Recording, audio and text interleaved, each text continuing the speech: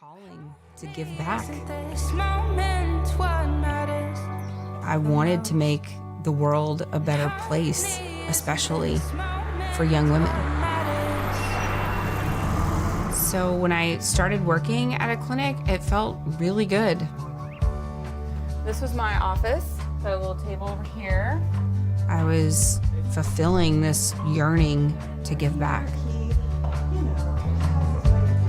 It was probably about 7 years in that things began to change for me. I believed that I was doing the right thing for women, but suddenly I wasn't really sure what the right thing was. My ideals began to dim as I took on more responsibilities. We assumed that we knew what was best for young women coming in, and somehow that was always tied up in what was best for the clinic. My dedication to serving women became secondary to the system of the clinic. Were we helping these young women, or was it just about meeting quotas? This clinic world that I found myself in had isolated me. Every week, I have at least one dream of being in this building. So, I'm here all the time. All of my self-worth was wrapped up in my reputation at work. No one on the outside looking in could possibly understand. I felt alone, and I felt trapped. I remember looking through this gate and I just thought, there is freedom out here, and in here is a lie. And I remember hearing that door slam behind me, and I just thought, this is it, it's real. I'm done. Seeing my life, seeing my career, seeing that industry from the outside, it was really scary. And I felt betrayed. I was helping women make terrible decisions. I was taking life away from these women, and it was very dark. The only thing I knew was that I needed to help women, really help women. Women like me, whose good intentions had been taken advantage of. Women who needed the support to get out, the support to heal, the support of each other. And so that's what I did. Today, And Then There Were None is serving almost 600 former abortion workers around the country and is actively reaching out to over 3,500 abortion industry workers almost every single day.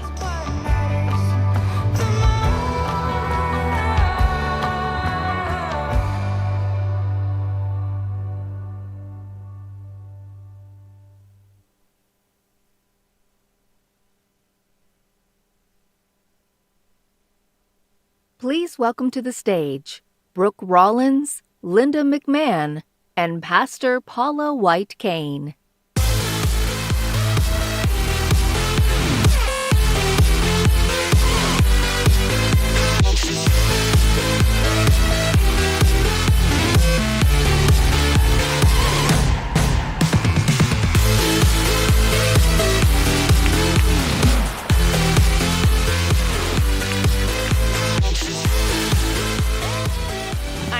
Wow.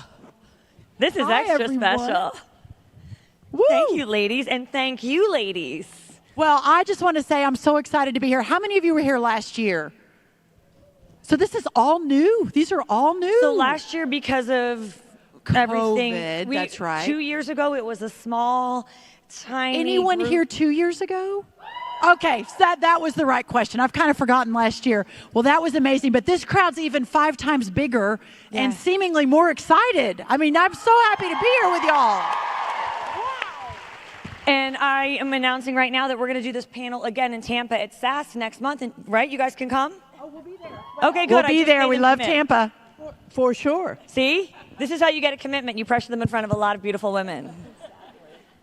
So ladies, thank you so much for being here. You're as beautiful as you are smart and kind and fun.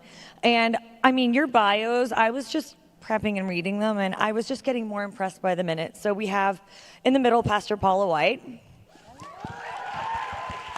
Preacher, author, televangelist, and I love this name about you. You're a believer in Christian Trumpism. We're gonna have to ask you about that.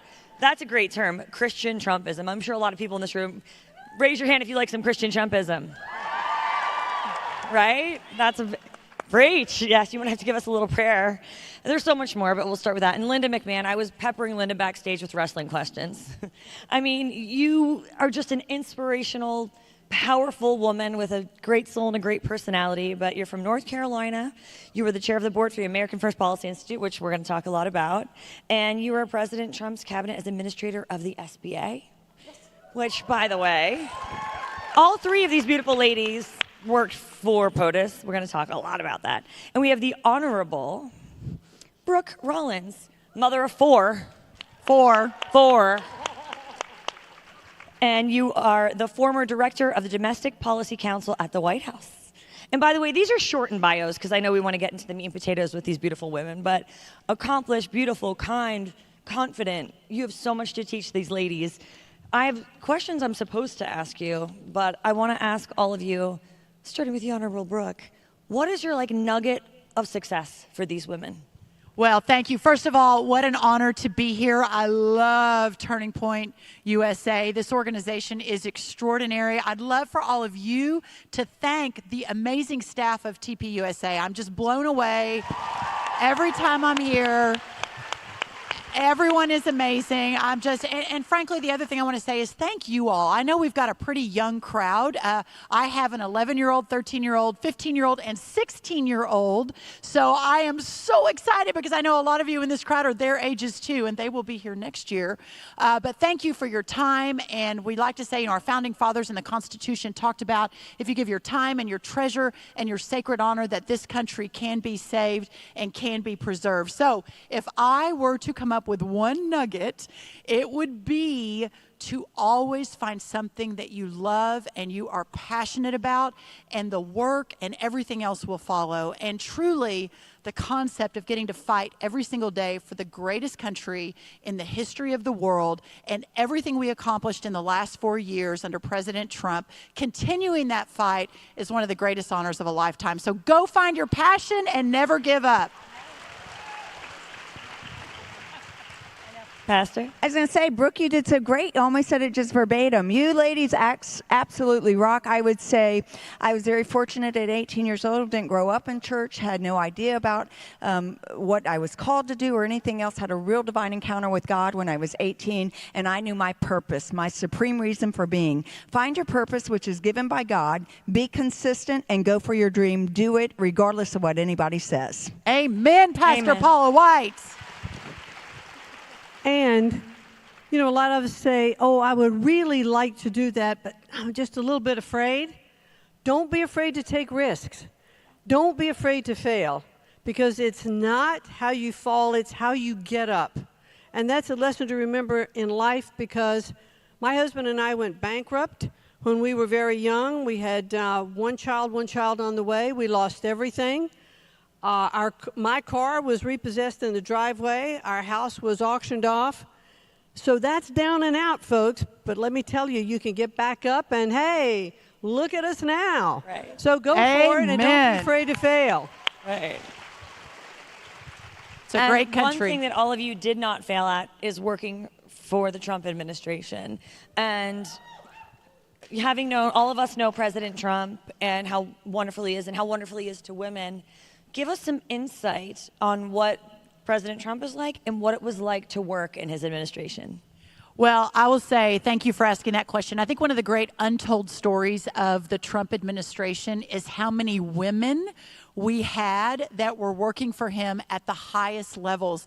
At one point, I was in the Oval Office and again, had the amazing, it was a magical 3 years with President Trump running his Domestic Policy Council, running his, I got to say, I had the best job in the whole White House because I was his offensive coordinator. I got to figure out what were the biggest issues, what were the most important things we needed to fight for the country, whether it was cutting taxes or solving poverty or criminal justice reform or higher education reform or fighting for patriotic education or pushing back against the progressive radical left. I got to sort of coordinate all of that, and what an incredible blessing that was. But I will say there were so many times I'd be in the Oval Office with him and I would look around and it would be almost all women. I would have Ivanka Trump on my right and Sarah Sanders on my left and Paula White 2 seats down and Kellyanne Conway over there. I'm like, why can't the media tell the story of a president who has more women on his senior staff than any president had before him?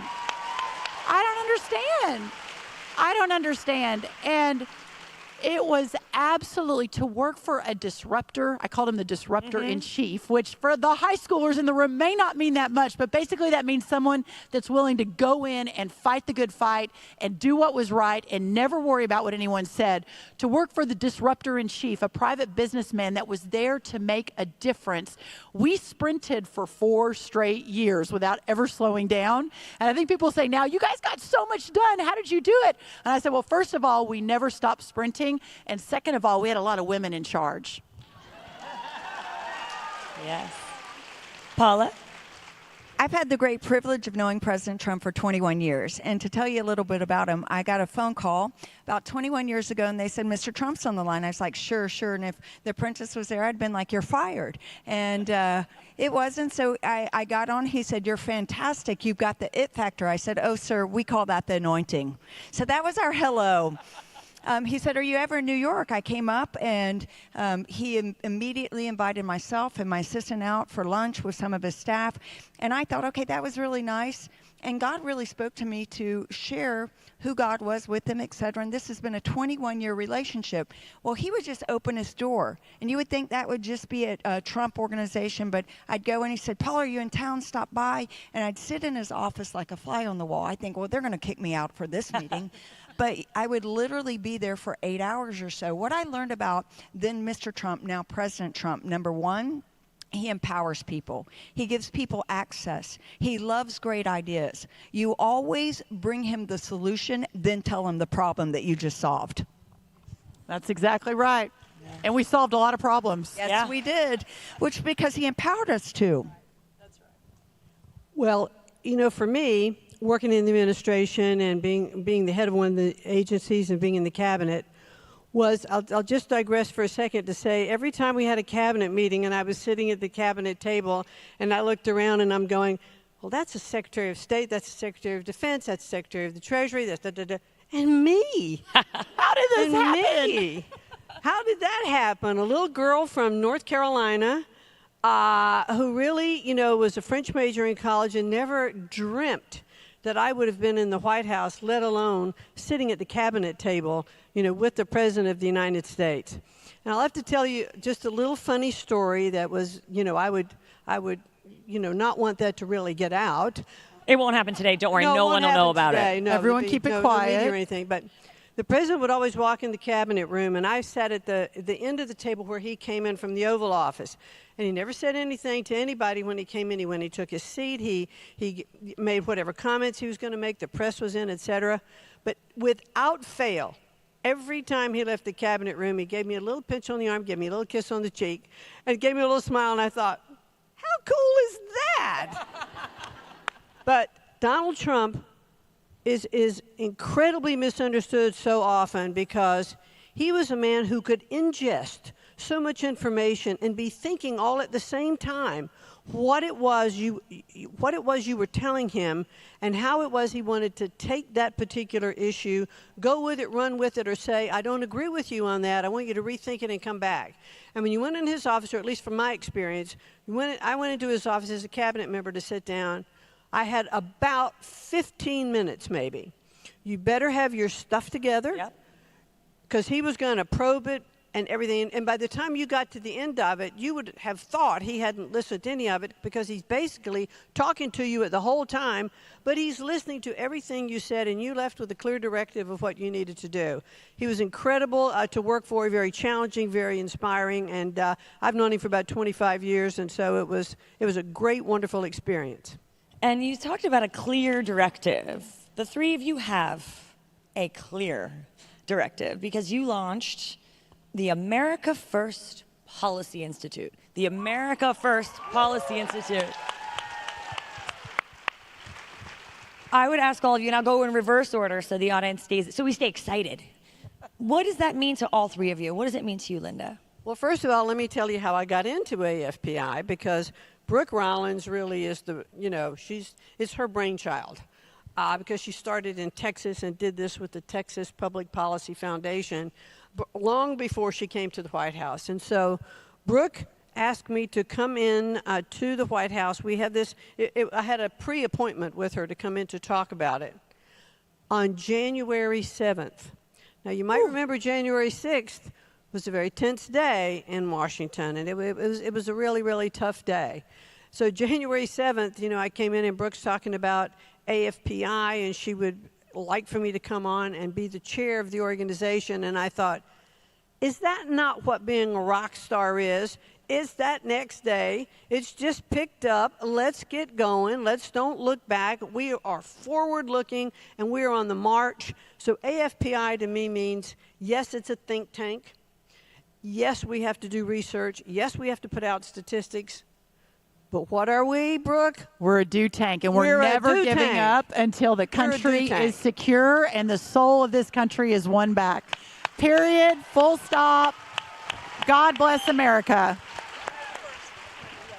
I can say go, Brooke. Well, thank you for that, Linda. I will say I was a little bit discouraged after November 3rd and January 6th, but really only for about an hour. And then I think it was Linda's advice to never give up and go full force towards your dreams. And my dream is an America where my 4 children and my future grandchildren have the same opportunities to live their dreams and to build a life that you can't build anywhere else in the world except in this country. And that is my dream. And for the first time after working in the movement for a long time, when I was part of President Trump's administration, for the first time, I saw us breaking through. I saw the lowest poverty rates in the history of our country. I saw people coming out of poverty and going to schools that they had deserved to go to. I saw people taking jobs they never thought they would have the opportunity to do. I saw unprecedented peace overseas in the Middle East. I saw bringing soldiers home. I saw real criminal justice reform. And I realized that the America First agenda is not about one person, although we did have a leader that broke through and helped us achieve it in a way no one thought possible. But what I realized is that the America First agenda truly is about returning power to the people, fighting for freedom and liberty and opportunity and prosperity in ways that had never been fought for before, and making sure it never ends. So on January 21st, thank you. On January 21st, we took the most extraordinary people from the last 4 years. Listen, I just kind of get to captain the ship. It's the real superstars, from Pastor Paula White to Linda McMahon to Rick Perry to Larry Kudlow to David Bernhardt to Chad Wolf to so many of our cabinet members and so many that were on staff at the White House to continue the fight for America together. So that is the America First Policy Institute, and it is a 100-year play to save this country. Amen. And I would say, for my part, it's just such a privilege to be with the greatest team that I've seen assembled in this lifetime. And Dream team, right? It's a dream team. I mean, of this amazing, like almost 50-something people now, right, Brooke? And that have come together and did unprecedented things in 4 years, much of which you know. But here's what I say. I have been in ministry 37 years, so I thought that's what the big guys do. I'm just a little guy down here that's like, all right, God, I want to make a difference. But I remember Brooke came on. I've known POTUS for a long time, so we were working on prison reform. And Jared calls and says, we're going to the Hill, and we've got to get these names in, et cetera. So I'm like, oh my gosh, I'm going to fail. I can't make a difference. How can we do this? And I'm just texting everybody I know and getting emails, and I'm like, I need the most legit people that I know that that have the greatest voice and get their friends and et cetera. We had 4,000 something names, and I thought, how can I turn this in? I failed. Well, we went to the Hill, and they were blown away with over 4,000 top names in ministry. And I'm like, this is what we do on a daily basis. We organize and we activate. And whoever organizes and activates gets to dictate. And so I said, are you kidding me? So then I went to my first Hill meeting, and I'm with one of the conservative caucuses, and they said, we broke a record today. We broke a record. And it was on the unborn. It was on Heartbeat Conscious. And I'm like, oh my gosh, what did they do? They said, we got 100, and I think it was 22 signatures. I'm like, 122? Which tells me you can make a difference. You can make a huge impact and difference. You have friends who have friends. You start organizing. You start informing. You activate. And so AFPI is the best of the best policy that has been proven. People know that. But we also know how to organize, activate, and that allows us to have a great conservative agenda to see our great-great-great-grandchildren live out the proud American dream and the God dream. Well said. Yeah. Well said. So we spoke about November and January, and unfortunately, this administration is undoing all of the good work and the Lord's work that we saw President Trump do, whether he, Middle East peace, energy independence, job claims were down to the lowest, unemployment for women, minorities. The president did so many amazing things for our country and for minorities, and we see all of this this is, in air quotes right now, Biden's America, and it's sad and it's a bit disastrous. With your work at AFPI, what can we do to fight back, Linda?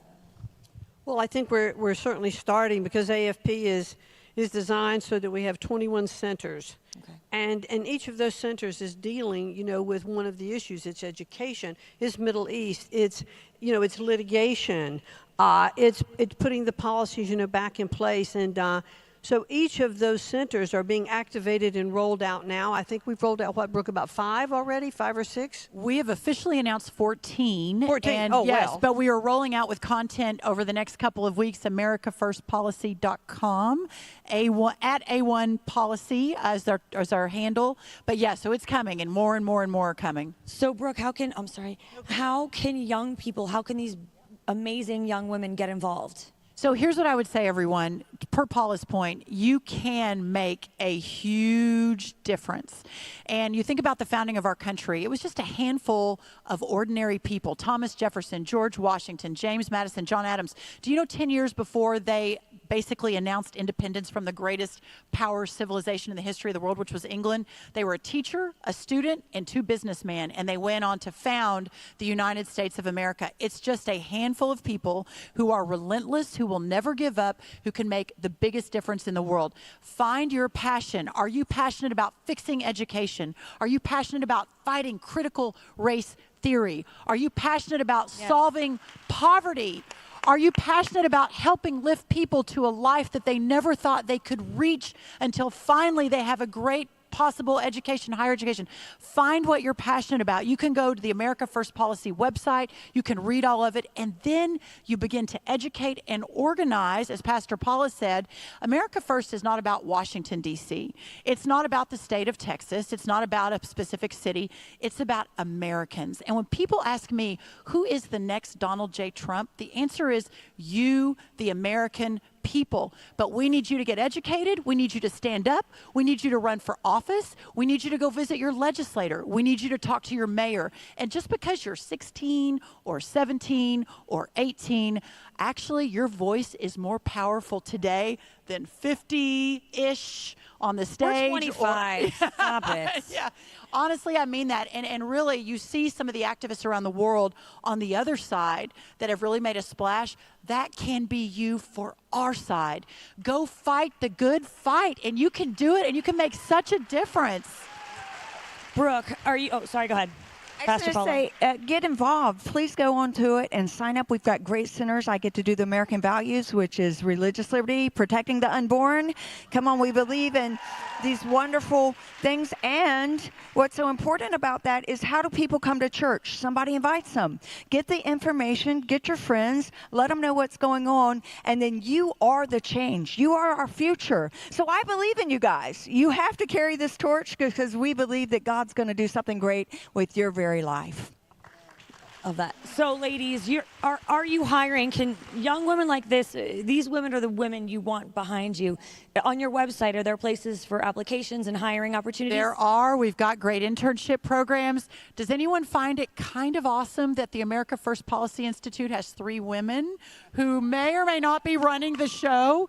This is the future of our country. And what a beautiful message to America, that after the last 4 years, after the last administration, it's no longer about big business. It's no longer about big media, at least on our side. It's about the average, everyday American person and fighting for that American dream. And that's all of you, and that's where it starts.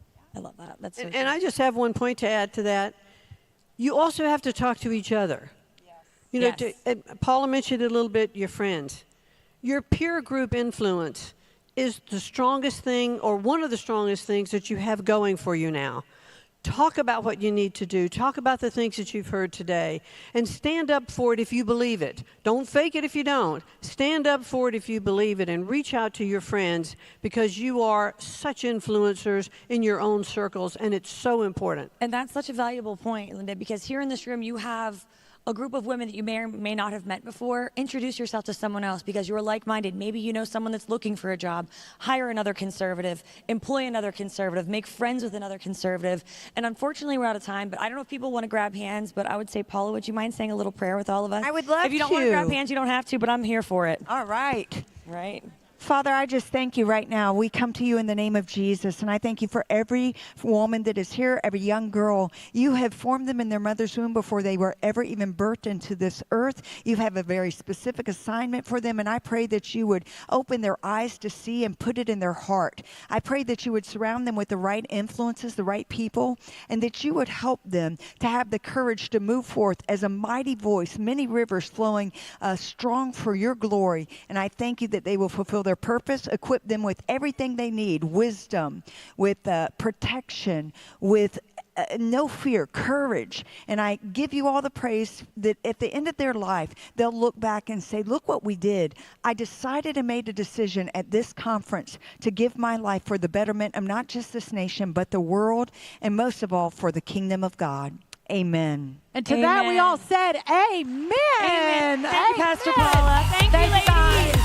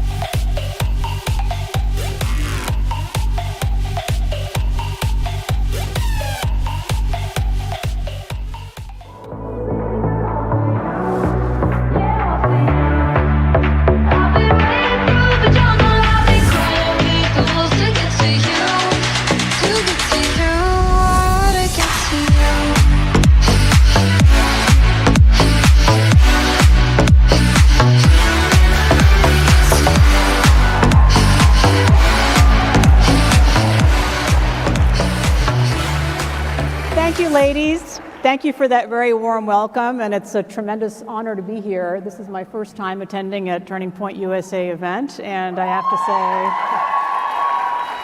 say, I'm really thrilled, and it's particularly meaningful to me that it's a young women's event. And over the years, I've given a lot of talks to lawyers groups and activists, but encouraging women and telling a little bit about my story as a woman and how I came to be a lawyer for the conservative movement is something that's a great honor. So they told me I could talk about anything I wanted, and so I'm a lawyer. I talk for a living, and so that's a dangerous invitation.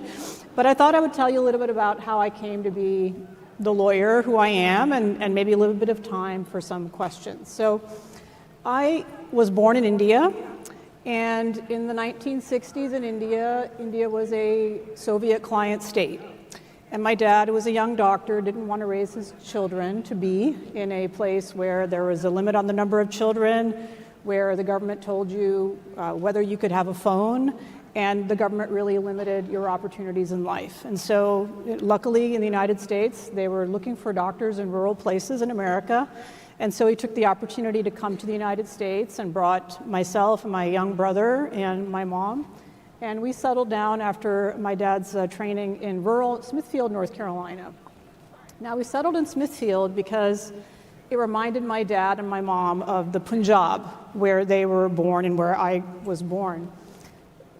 They weren't really familiar with some of the, social issues that were going on in the South in the 1970s. And there was a sign on the highway that said, "The Ku Klux Klan welcomes you to Smithfield, North Carolina." So my dad wears a turban, and my brother wears a turban, and they weren't familiar with what the Klan was. And, we got a pretty quick education on some of the, social differences we had there at that time. And so when my parents became United States citizens, they registered as Republicans, because the Republican Party in the South in the 1970s was the party against segregation, was the party for equality for everybody, and was the party fighting to make sure that people of all backgrounds could vote.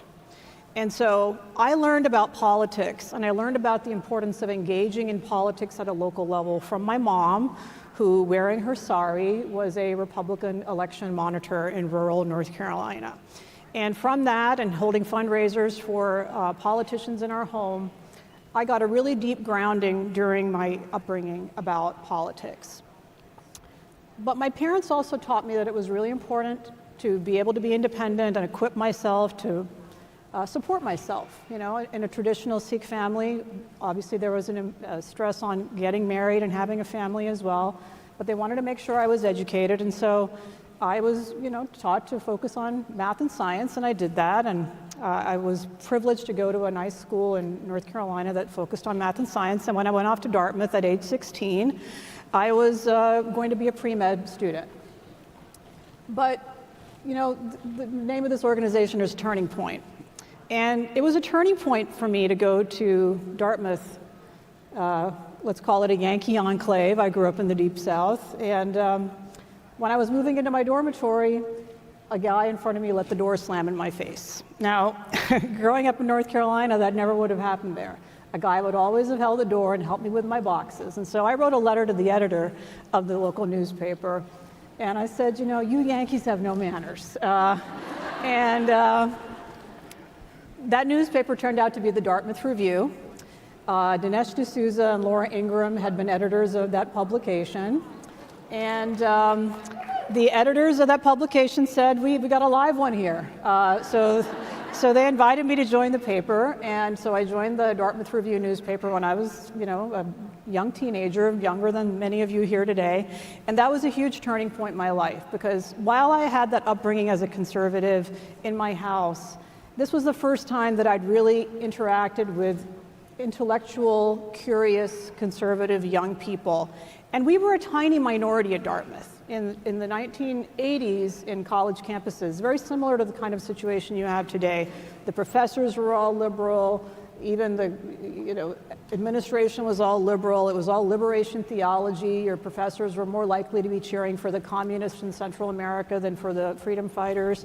And it was a tough time. So I was a pre-med chugging along, and then the college tossed out 3 of my colleagues for writing a story after confronting a professor about why he was talking about race relations and calling Ronald Reagan a honky and saying very rude things about the president. And so we ended up suing Dartmouth. So as a teenager, I sued my college. Thank you. I'll be honest with you, I picked Dartmouth because it was the furthest college away from my parents that I got into. So they found out about it on the news, so that was awkward. But back at that time, you know, liberals still believed in free speech. So we were actually represented by lawyers from the American Civil Liberties Union who believed that even conservative students had a right to write articles and ask questions of professors and not be kicked out of school. And we won that lawsuit. And my colleagues, thank you. My colleagues were reinstated, and I switched from pre-med into law. And with a pit stop at the Heritage Foundation, I started my career in law at University of Virginia Law School, and I never looked back. And throughout these last 28 years of being a lawyer, I have represented a host of conservative causes. And today, my clients include Project Veritas. They include, thank you. They included James Damore, who sued Google for kicking him out. I will be suing one of the big tech companies, I won't say which, next week, and that's going to be fun. Thank you. We're suing CNN and Twitter for Project Veritas right now, and looking forward. Thank you. But on top of that, I also represent the pro-life community. I have represented I've represented David Dhillon, who many of you may know exposed fetal part trafficking by Planned Parenthood and the National Abortion Federation. Now, you may say, how does a lawyer in San Francisco manage to get away with doing all of that? And, you know, I'm telling you the Instagram glamorous part of the story, but in real life, that part is hard. It's hard to be a lawyer, frankly, anywhere in America, standing up for some of these causes. It's unpopular with other lawyers who are overwhelmingly liberal. It's frankly something that most conservative lawyers won't take on. You know, there are a lot of great lawyers inside the Beltway. We saw how a lot of them, as President Trump would say, choked after the election. They did not want to be part of anything controversial. And so there are a pretty small number of lawyers who do this work. But that grounding that I got in my family around the dinner table in Smithfield, North Carolina, and from my faith, and from my friends, my fellow warriors at the Dartmouth Review, they really carried me through some very tough times. And today I have a law firm of a dozen lawyers and growing, a few other staff. We have offices in both coasts. About half of my lawyers are conservative and half of them aren't. But they all believe in freedom of speech, and they all believe that Americans have the right to stand up and say what they believe. And so Now, the other thing I want to share with you is that it's actually particularly hard to be a woman lawyer. You know, at my age of 28 years of practice, I went to my 25th law school reunion, and there were very few women still practicing law. It's a tough profession. It's a tough profession, particularly to be a trial lawyer like I am. Our trial for David Dhillon for Planned Parenthood went on for 6 weeks. You started court at 7 a.m. and had an argument with the judge, and then we stood on our feet all day arguing in front of this jury, and then we lost, and then we are now in the Ninth Circuit, where that's going to be, you know, kind of a challenge as well. And so it's tough sometimes, but why do I do what I do? I mean, last year COVID came around, and first our governor said 2 weeks to flatten the curve. I said, okay, I believe in science. You remember that, you know, medical school pre-med part. So I said, we should do that. Okay, so I shut down my law office, sent everybody home.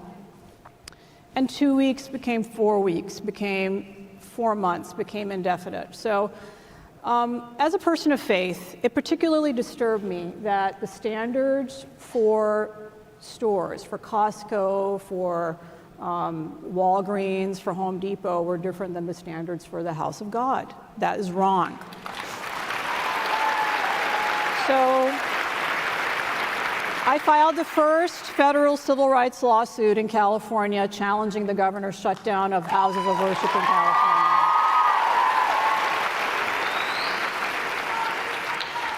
And I lost some more, and I lost some more.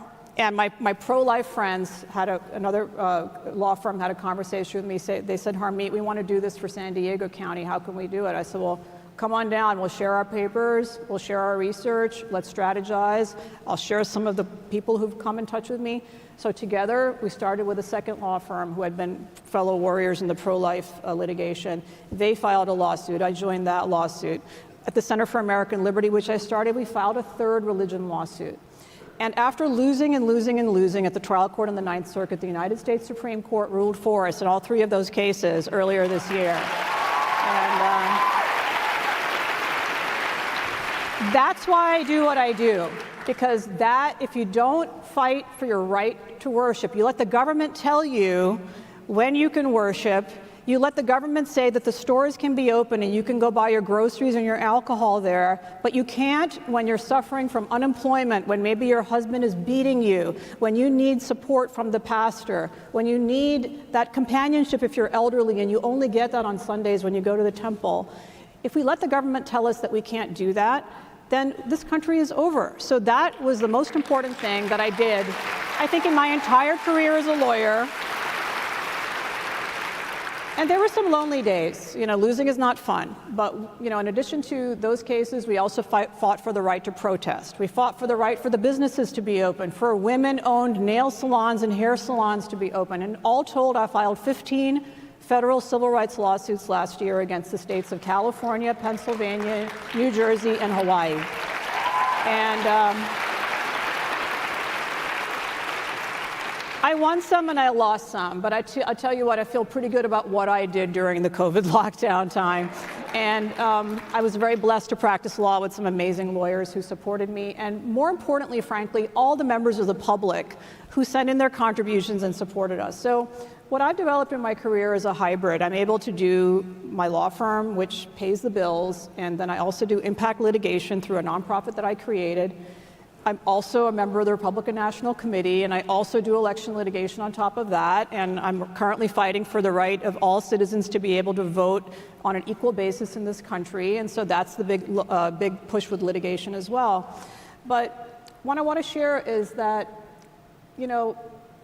I think it's extra hard actually to be a woman. I know some people are going to tell you that it's different, and we have all the choices, and we have all the choices that the guys have. In my profession, it's not true. And so what I want to say, though, is that women who have been there before have paved the way. And I learned a lot from the female partners who didn't give me a hand up. I learned a lot from them. I learned how not to be that way when I had my own business and my own law firm. And so as each of you succeed in life, and a lot of you have a great start by being here.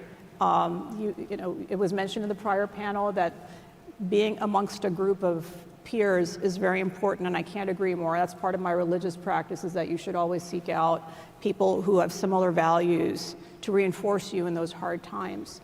And so, when you have a chance to create a space, make sure that it makes space for folks who have children, for people who have to take care of their elderly, for people with values that may differ, and for people who want to pursue those interests. And so it's been a really rewarding career so far, and I have a few more years left in me, a few lawsuits left. The election was disappointing last year, and we're working to make sure that our laws are equal on a civil rights basis.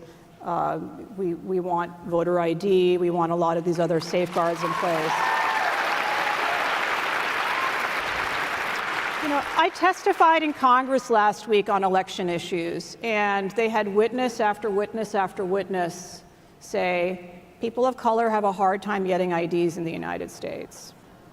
And then I testified, and I was like, well, I'm an immigrant, and I think that's kind of racist.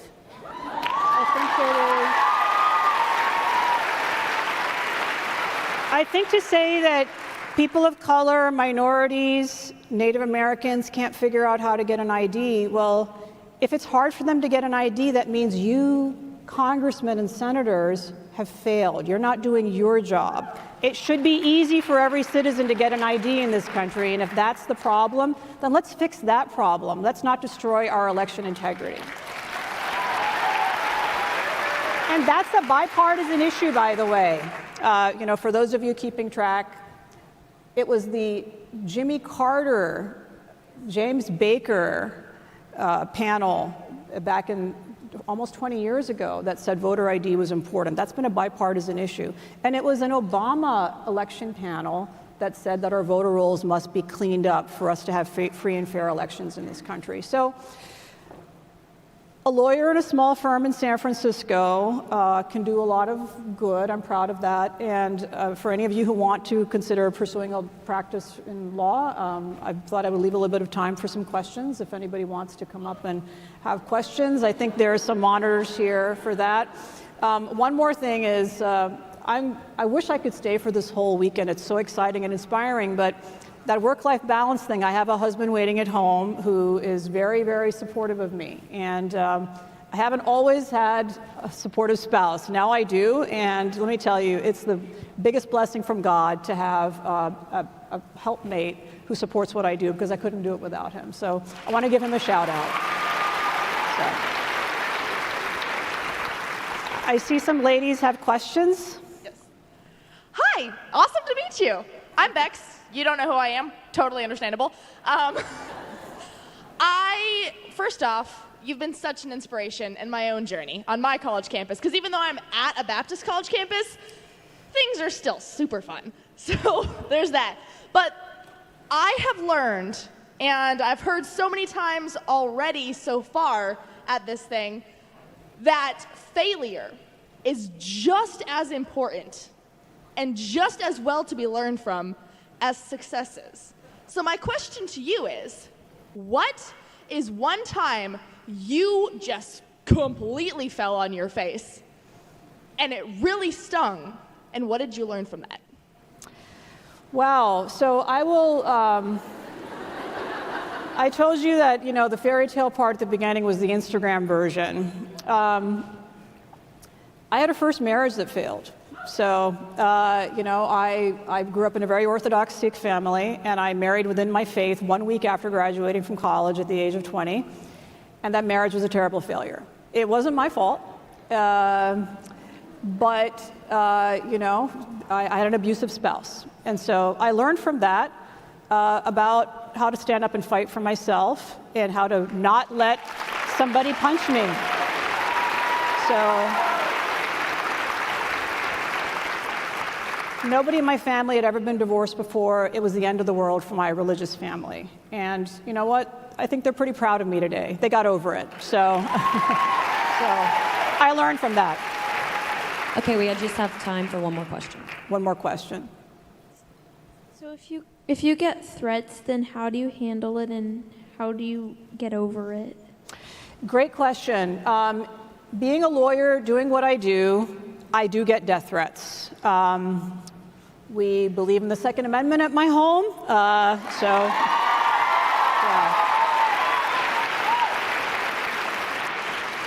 And it follows on that first question.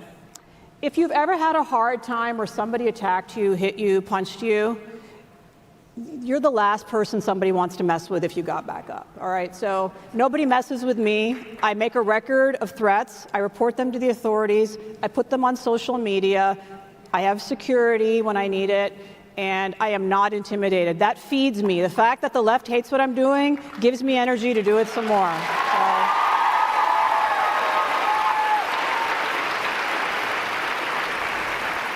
So I have about a minute left, and I want to come back to that theme of what's glamorous and what's looks like fun and what it's really like. So winning at the Supreme Court 3 times happens to very few lawyers in their lives, even one time.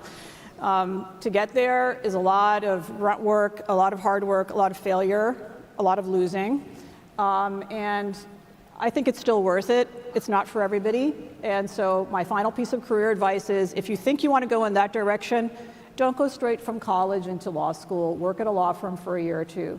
A full 50% of the young ladies and men who come to work at my firm as paralegals to check it out, they decide it's not for them. And it's much better to invest that time and figure that out early than spend $200,000 of your own or your parents' money and then hate it. So with that, this was so fun, and I hope I'm invited back to do it another time. Thank you all so much.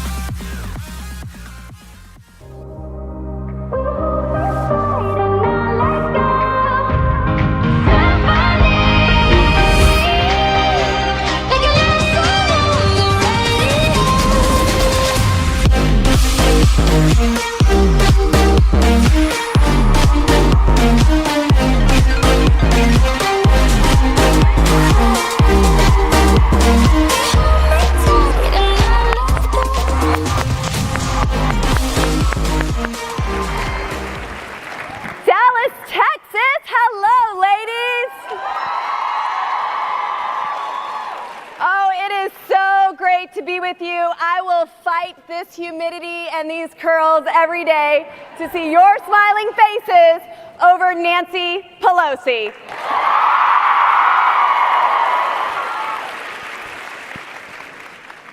Now, for those of you who don't know who I am a freshman congresswoman from the great state of Colorado. Ladies, I'm here to remind you that you are the American dream, and you can do anything that you put your hand to. You trust in a God that is bigger than your situation.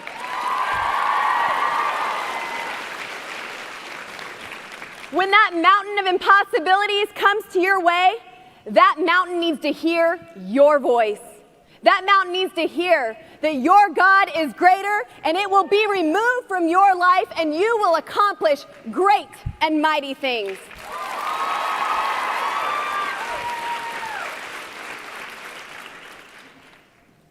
Now, recently, I just took my first vote.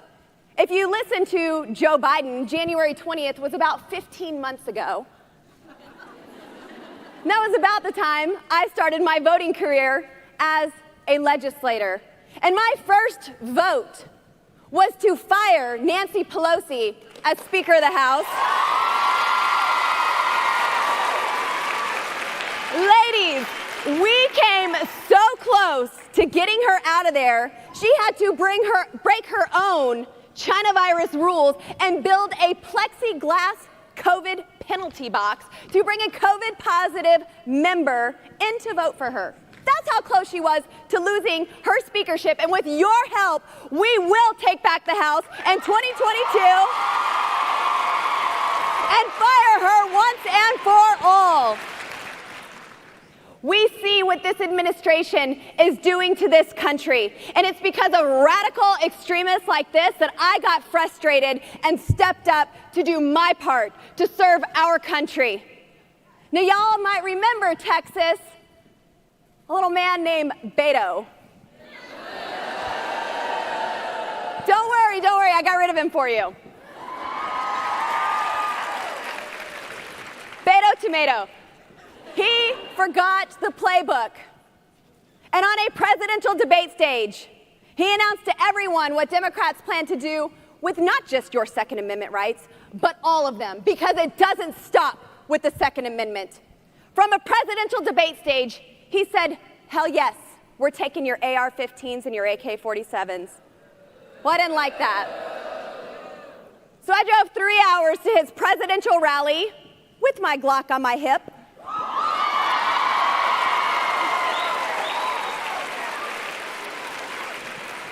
And I looked Beto in the eye and told him, hell no, you're not.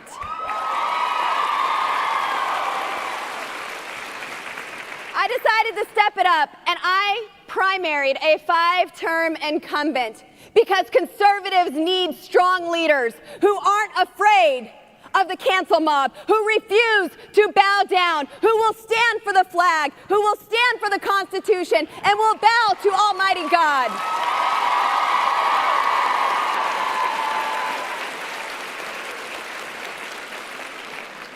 Now, I took out this 5-term incumbent, and it was supposed to be impossible. But Isaiah 8:18 says, "Here I am, and the children whom the Lord has given me, we are made for signs and wonders." And God told me this election, this victory will be a sign and a wonder to many people because I wasn't supposed to win. We didn't have enough money. We didn't have the resources. I didn't have the experience, the education. Hey, I got a GED.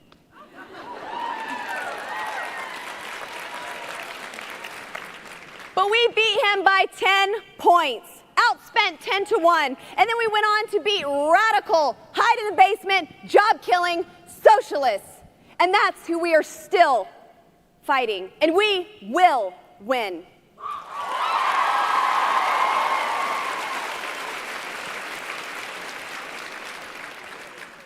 The United States of America has provided me the opportunity to not just depend on handouts. I'm a small business owner. I get to create jobs. I get to create opportunities for hundreds of people.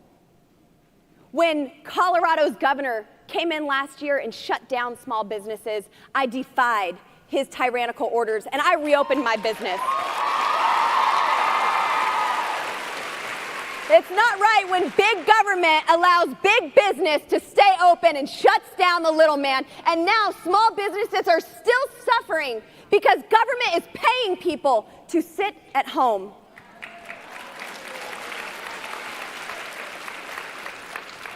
Ladies, I was raised in a Democrat household because my mom believed a lie.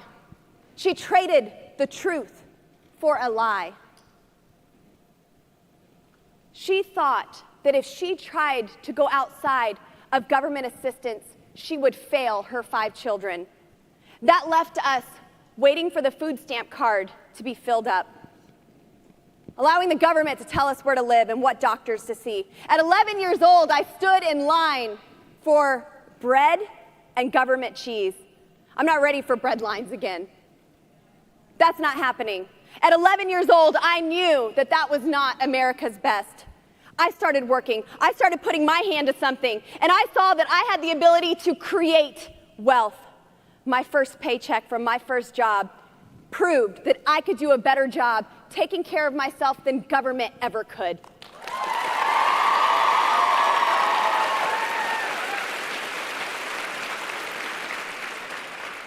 I have 4 boys, and I am raising my 4 boys to be men.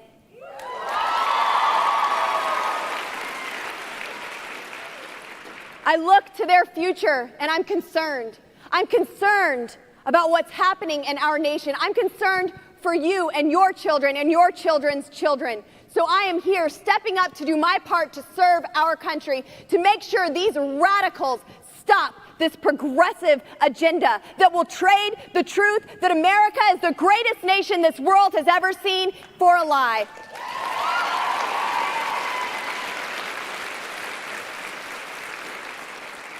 Now, I've had a little bit of fun in Congress. No, I haven't gone toe-to-toe with AOC. She doesn't show up to work. Sorry, she votes by proxy. I did see Ilhan Omar the other day, and I said, oh, cute. The Jihad squad decided to come in for work. God bless Israel.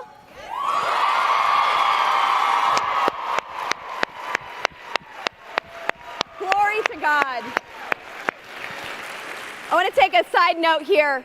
There have been 2 nations in all of history, of all of creation, that have been created to glorify God.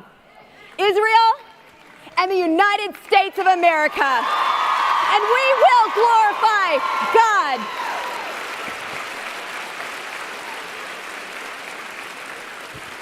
Now, a lot of people told me as a freshman in Congress. Are we allowed to say freshmen? I think we're allowed to say freshmen. It's gender neutral, right? No, we're not just newcomers or newbies, whatever they want to change that to.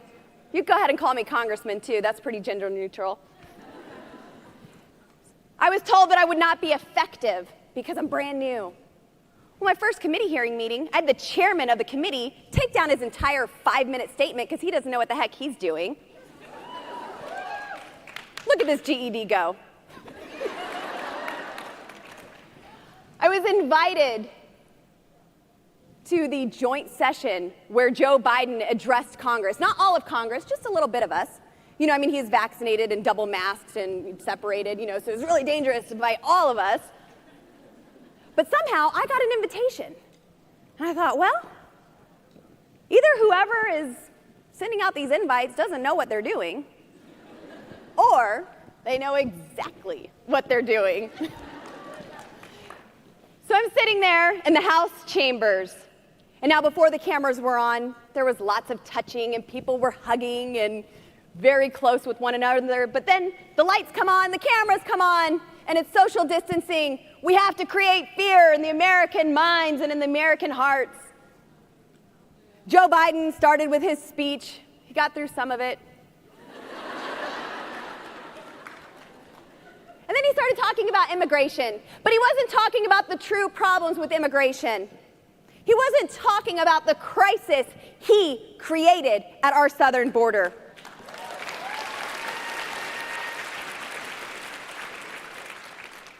So I unfurled my Mylar blanket and whipped it out so he would be reminded about the thousands of unaccompanied minors who are wrapped and stacked like baked potatoes at our southern border.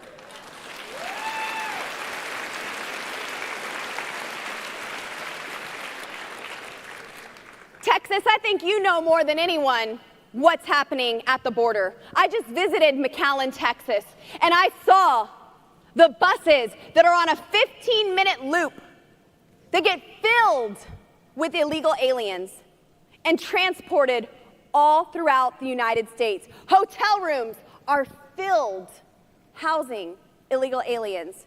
Sure, the holding facilities numbers may be down because they're getting really good at getting these folks somewhere else.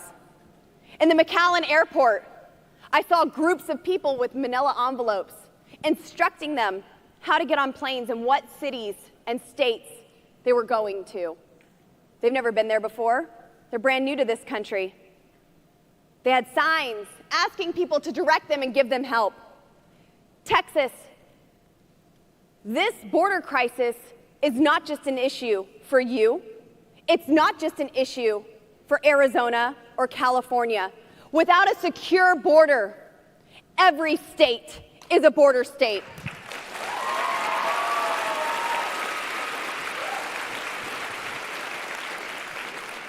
As a mom, my heart broke for the children who are being self-separated from their parents because of these policies. Because of Biden's policies, children 7 years of age to 17 are separated from their parents by their parents, given into the hands of cartels, and then reunited on the other side, if they make it. When I traveled down to McAllen, Texas, I knew that it had been about 70 days since someone was tapped border czar. I hadn't seen Kamala Harris at the border, so I decided to bring her with me. I think it's time the border czar sees the crisis that they created, that she and Joe Biden created. Ladies, you are all leaders in here, and I want to encourage you today. Any frustration you may feel about what happened in 2020, use that. Use that as motivation. Everything that you hear on the news about the destructive policies of the left, use that as encouragement to get involved. We need you involved at every level, locally, in your chapters, in your schools. We need your voices, and I need you to be bold. I need you to be confident because our nation depends on you.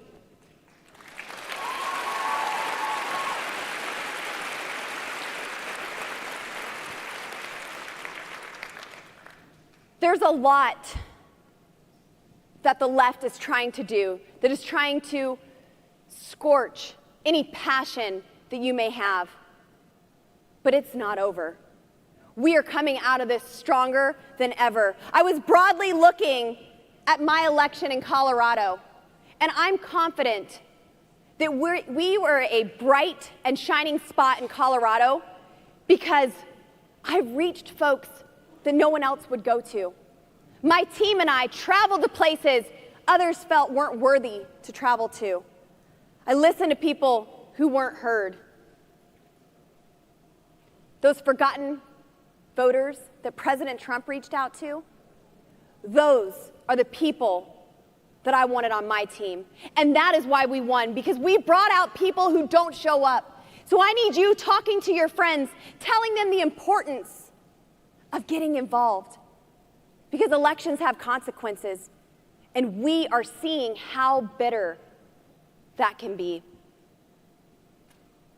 I want you to look at me and the many other fantastic members who are engaged right now, the speakers that you have heard from today, and say, I can do that and so much more.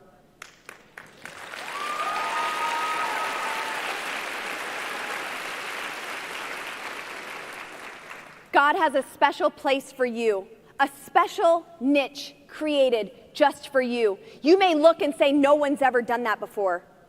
And you're right, because God created you to do it. And he needs you to step out, because no one's ever done it and no one ever will except you. It has been the greatest honor of my life to stand in the gap for so many millions of Americans, to stand up for America, to stand up for the Constitution, for the unborn, for our children and our children's children. Our country is worth defending. Our country is worth fighting for.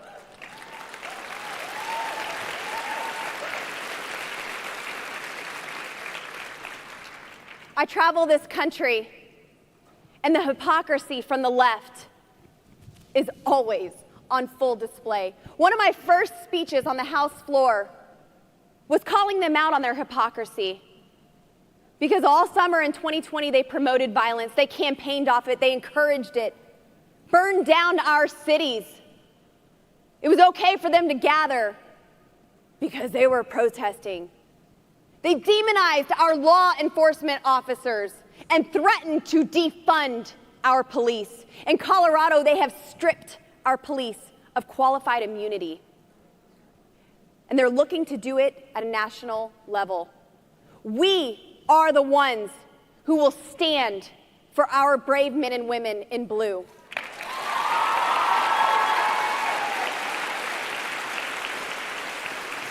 We are the ones who will back our brave men and women in uniform, our military officers.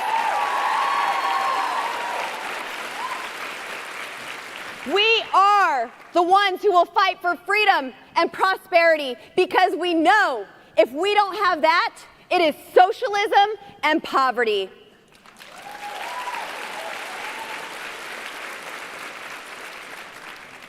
I need you to stay happy. I need you to be cheerful warriors. I need you to step up now like never before. Our country depends on you, ladies. God bless you all, and thank you.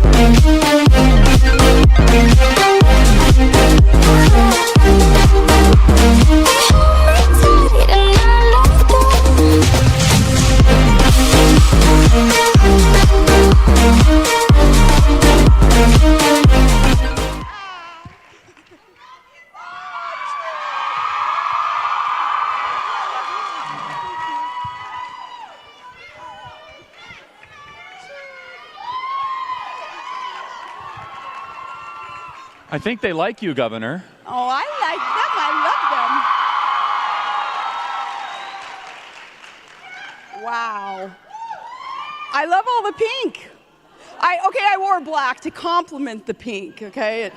Yeah, and all the bling bling, and oh my gosh. Can you imagine a bunch of grumpy old liberal women in some kind of Barbie atmosphere? No, you girls are fun. This is good. So, Governor, we're thrilled to have you here at the largest ever Young Conservative Women's Summit in the country. Thank you, guys.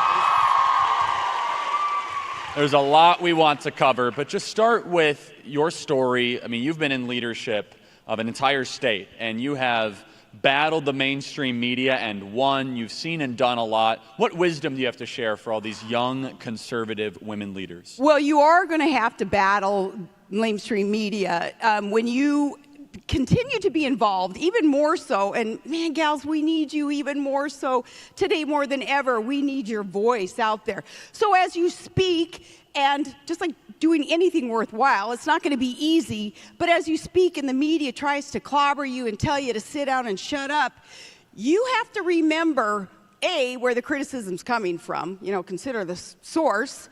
And we don't have to validate what the mainstream media says about us that is so negative, because it's so untrue. And you have to remember too, when it comes to that criticism, if you don't live by man's praise, you're not gonna die by man's criticism. So we keep it in perspective. So, Governor, what would your advice be to some of these young ladies that started Turning Point USA Group? They want to get involved on campus, and they are called all these awful things because they are a conservative. What are they supposed to do? Grow thick skin, and I always say, this isn't fat. This is thicker and thicker skin all the time. And you do. You keep things in perspective, and when you know that you're standing for something right, you don't have to worry about those name calling and all that very useless, very, very critical rhetoric that is aimed at you. You really do have to get used to it, because, but that's why this is beautiful, where you all, with a sense of camaraderie, you all can be empowered amongst each other and within, because you can look around and think and say and know, I'm not alone. Others around here with their straight spine standing up for what's right. We're in this together. So there is no need to be apprehensive or afraid or depressed about what's going on out there in the media. We all have each other. And I still say, Charlie, there are more of us than there are of them. And as you can see, this movement is growing and growing and growing. And so talk about courage, because a lot of people say, how do I find that courage? I know what should be done, but I need to get that next step. Your whole life is one of courage, from being governor of Alaska to the entire activist press trying to destroy you and you coming out stronger on the other side of it. Talk about courage. How does somebody find courage to stand for what they believe in? Well, it's amazing to me when I look back, because I am so old now. I have a lot to look back on. When I look back at the steps in my life that just, I think, inherently required courage, I think, wow, God had a hand in absolutely every step I took. And when I was a kid, I was smart enough at a summer camp, at Evangelical Assemblies of God youth camp, looking around at the beauty of Alaska. And I'm like, wow, this is majestic. God, thank you for this creation. And if God is so smart to have created all this, surely if I put my life in his hands, surely he can create something, if not great, at least hopefully usable. So putting my life in God's hands, I look back now and I say, that's why that happened. That's why I ended up there. That's why I said, screw you, establishment. I'm going to run anyway for X, Y, or Z position. And I can see how courage has been built. So finding that voice and trusting God, with your life and your path was instrumental for you. Talk about building a family, because there's so many of these women's summits, and we talked about this earlier, that are more kind of on the liberal side. And they tell young women, you have to go become an activist. You have to become an environmental activist. You have to go become a anti-fossil fuel activist. You have to become a Me Too activist, and that all men are terrible and the patriarchy's there to smash you. And you should then, the only thing you might want to do is go work for a massive corporation. You have an amazing family. Talk about that. Oh my goodness. Well, nothing is more important, and nothing is more valuable to me, or I believe to the majority, is family. Faith, family, freedom. The foundation of a good culture, good society is family. It's just bedrock. So, I'm so thankful for my family, and I would and could do nothing without them. But isn't it funny that the liberals would try to make young women feel that they're not capable of doing anything perhaps but being in a large corporation or being an activist for X, Y, or Z, and not be able to also have a family and even carry a baby to term? All these things that the left wants to make young women believe is that, you have to pick one or the other, and certainly the lesser of choices out there would be just being a mom, being a wife. I want young women to believe, to know that you are capable of really doing it all, pursuing your education, having a career, dedicating your life, all your priorities first and foremost into your family, and not listening to the left that it's this fake feminism. They're trying to make women feel lesser than, whereas why can't they see we're doing the complete opposite? We're saying, you girls, you're more than, and you can do all. It sounds cliche, but you can do all that you put your mind to. You don't have to listen to those who are going to try to make you feel smaller, victimized, those who have to look to Big Brother government to take care of you. They're preaching the antithesis of what a feminist should be. And they're not even able to say what women are. So therefore, I want to say this is the largest ever convention of birthing people in the history of the country. Can you talk about that, Governor? What is a woman and what is a man? Oh, wow. And I'm just such a simple girl, and here, if I get it, then, DNA doesn't lie, so, yeah. And, growing up, my dad's a teacher, a coach. Growing up, enmeshed in sports, when it comes to transgender, or when it comes to boys wanting to compete against girls, which is what their DNA proves, the whole transgender competition issue that's going on right now. I hope that you, who are young and perhaps still involved in sports, extracurricular or collegiate even, I hope that you are the ones who stand up and say how unfair it is, and putting pressure on the boys who want to compete against the girls. Back in my day, boys didn't want to compete against girls. We'd be looking at them, you sissy? No. Try to compete against your own gender. Well, and these are narcissistic, sociopath, deeply mentally disturbed men that want to compete against women. Yeah, truly. No, if you're a man that wants to compete against a woman, there's something very wrong with you. Yeah. It's unnatural. No, you're right. It's unnatural. And I think that these universities have a tendency to overthink these things. We talked about this earlier. You really don't have to go that deep. I'm happy to, and I've done these debates against these people, to go into the 900-page treatise of chromosomal structure and biology. It's really simple. It's men and women, chromosomal differences. You can see the differences, and they need each other. Yes, yeah. I mean, that's the way God made it. What do we do in trying to, challenge that and change that? I think it's the system that he set up, and it worked for a long time. And it seems that the other side is trying to wage a war on that. So let's talk about current events, because we want to get as timely as possible. You said nothing's off limits, and so there's no right or wrong answer to this question. And if someone's going to cheer and then someone's going to feel isolated. We're just going to say what our own opinion is on this, and we're going to try to be as delicate as possible, but it needs to be talked about. Governor, are you getting the vaccine? No, thank you.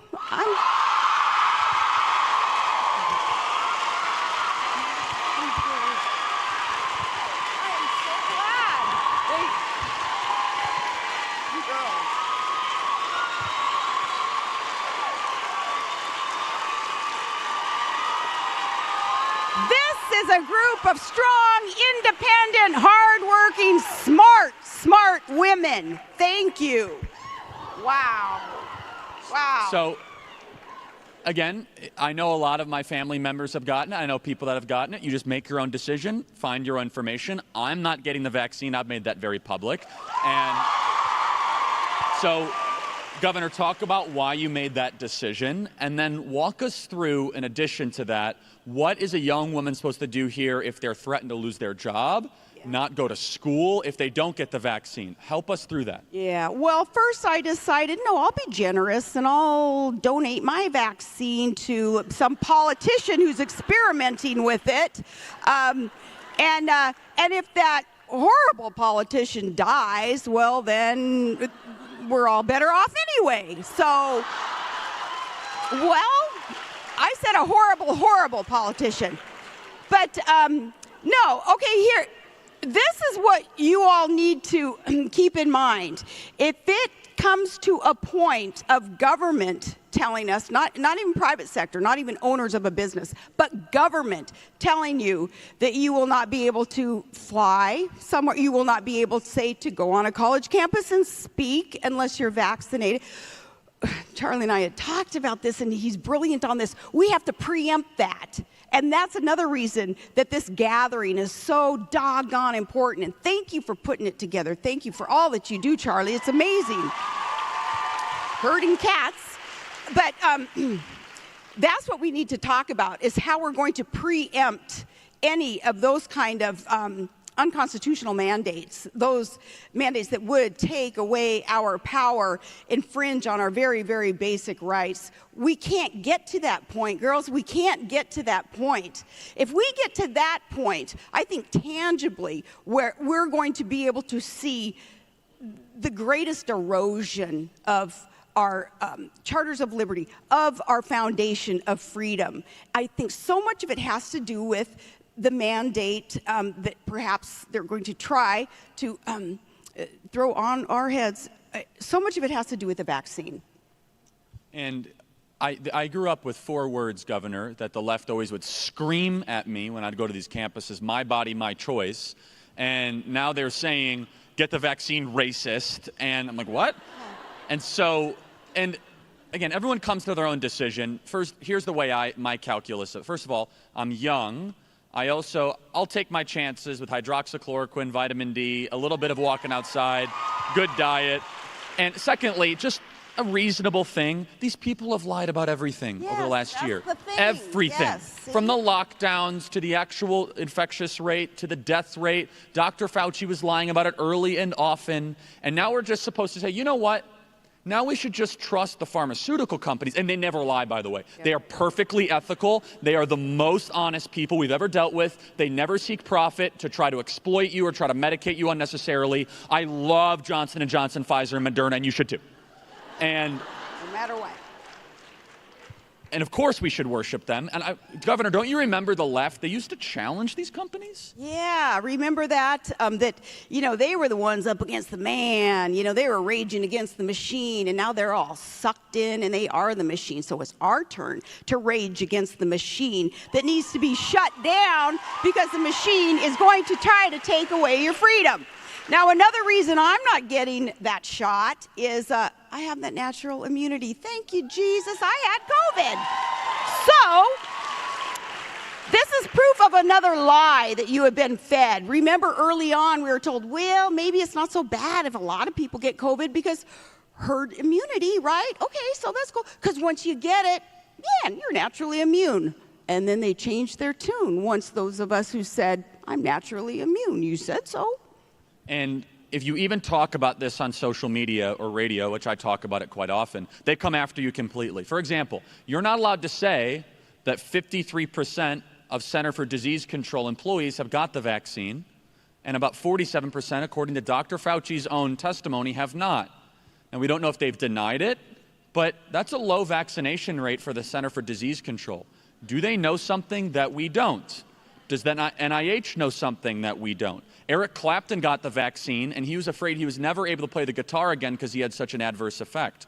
According to VAER's own website, again, the media hates when I mention this, so I have to be so specific when I say this. According to their website, 4,000 people have died since getting the vaccine. That's what it says on their website. That's interesting. 9 Yankees players have gotten got the virus after they got the vaccine. And the first man who got the vaccine in Britain, 81 years old, his name is literally William Shakespeare. They were like, oh, they had this whole press event, we're going to give him the vaccine. He unfortunately passed away a couple weeks ago. So that's interesting, and we should have some form of discussion about it. But Governor, are they trying to intimidate us into this? Well, of course they're trying. Fauci, stand against Fauciism. Yeah. Come on, Governor, what are you talking about? Yeah. It's Fauciism. Yeah, I think it's kind of prophetic, even the whole symbolism of shut your mouth. You're going to be masked. You're not going to be seen. You're not going to be heard. That's why I say, oh, I want to just rip off that mask. And we have to be smart enough to pick our battles, too. I knew through all of it I wasn't going to be a stinker. I wasn't going to get on a flight and rip the mask off and say, oh, I'm standing for... No, you pick your battles in order to be effective.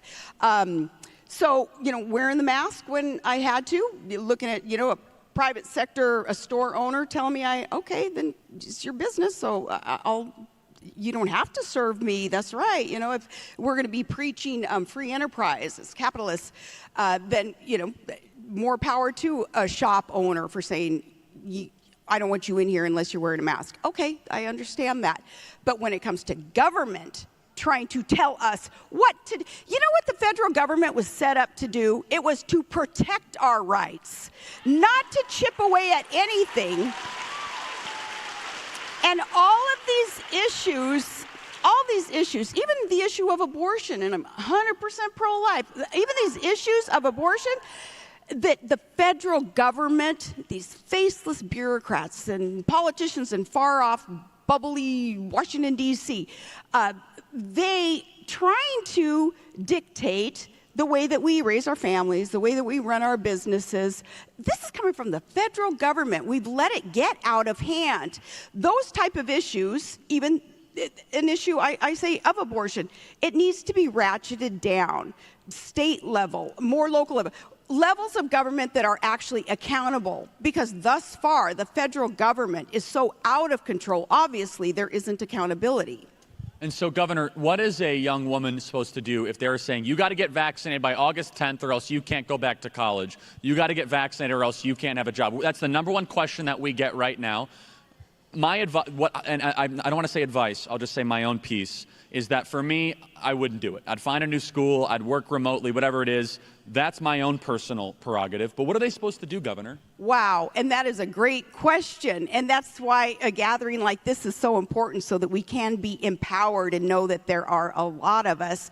We do have to unify over this issue, and we have to protest it so it doesn't get to that point. The decision makers, the quote-unquote leaders who are probably going to tell us that, they need to be told, we're not gonna take it this time. Enough is enough, and we're not going to just sit back. We did sit back when all this was rolled out, right? I was kind of shocked that, oh, wow, we're a bunch of sheeple, just, a couple government bureaucrats telling us that we're going to not be able to go to church or, because the rules were so inconsistent. I could have gone there with some of it had they been consistent and scientifically based, but because they've been so inconsistent, from the rollout on, there hasn't been confidence in our government leaders with this issue. They're not any smarter smarter than anybody else, obviously, based on the decisions that they have made that have adversely affected us, decisions that haven't been based on science. They need to be reminded of that. They're reminded of that by us standing up, protesting what it is that they want to do, unifying around the issue, and like I say, saying literally enough is enough. We're not going to go there with this one. And I totally agree. And if those of you that are struggling with it, you have to find some point of leverage. And you might not have a lot of leverage, by the way. You might just be an entry-level worker, and you're like, I'm totally at their mercy. Then you don't have leverage. But you at a university have more leverage than you might think. You go to a state school, find a state legislator if you live in a Republican state. If you go to a private school, go find the big donors and contact them. For example, anyone Catholic in here? God bless you guys. Every Catholic in the country should contact University of Notre Dame and say, why are you requiring mandatory vaccines for every student to go back to University of Notre Dame? Why is that happening? So let me if you are a Catholic, you should contact the University of Notre Dame and say, how dare you do this? I will never give you another dime. I will never speak favorably about you. And now, I think that you're in violation of exactly what the Catholic Church stands for. That is what needs to happen. And you might not have any leverage. But I tell you right now, most of you in these situations have a lot more leverage than you might think. For every one of you that's anxious about mandatory vaccinations, there are hundreds, if not thousands, of other students that share that alongside of you, and speaking out can make that difference. That's right. And I know that it isn't an easy issue, and Charlie and I both know, it's not easy if you feel alone standing up against, the bureaucracy, standing up against the man and saying, no, that you're not going to take it. I know personally it's tough. My youngest, Trig, in fact, she had a sign for Trig and it just about made me cry. My son, Trig, who has special needs, he was born with an extra chromosome. He has Down syndrome.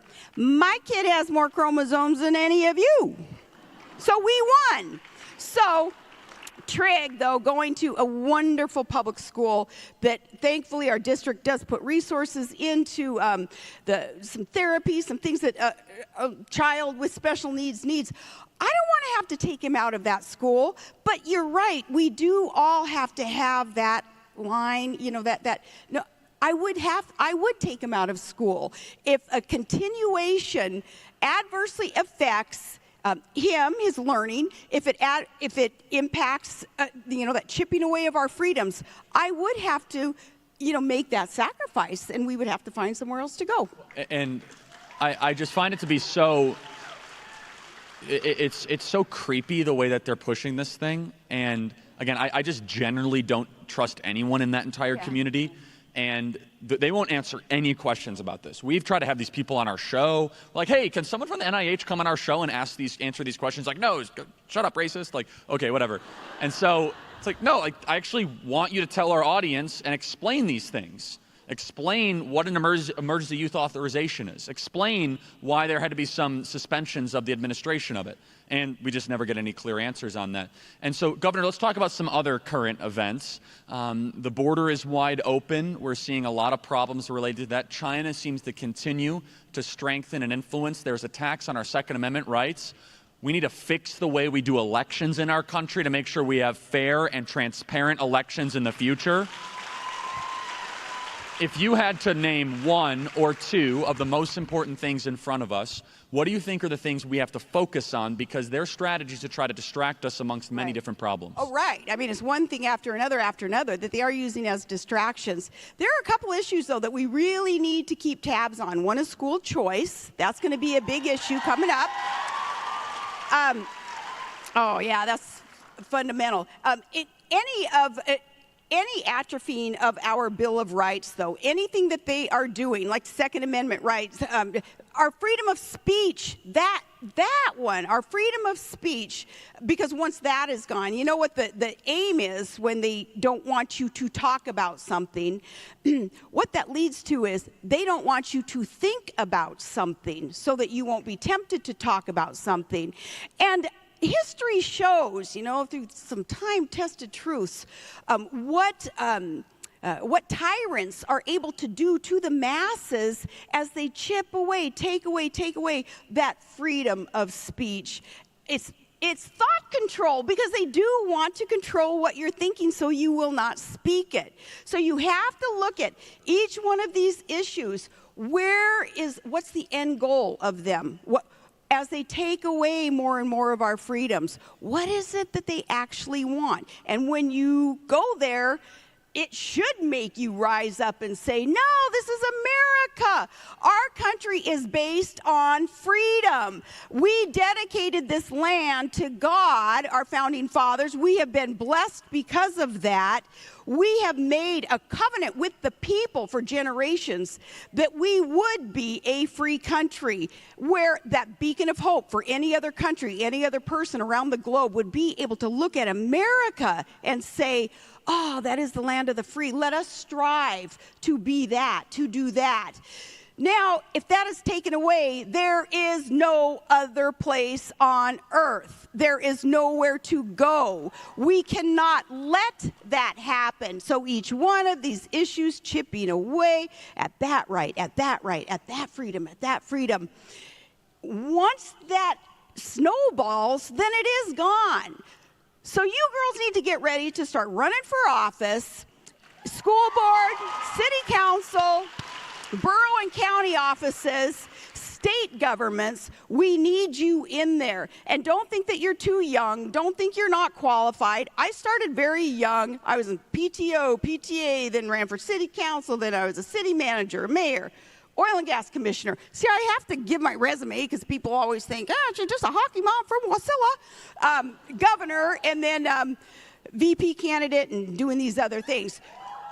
And if you start foundationally at that level, of local level, you learn what public service is all about. You are so accountable. You go to the grocery store and someone's going to bug you about the dog that's barking at 4 o'clock in the morning in their neighborhood, and you're the mayor, so you better go fix the problem. You are accountable.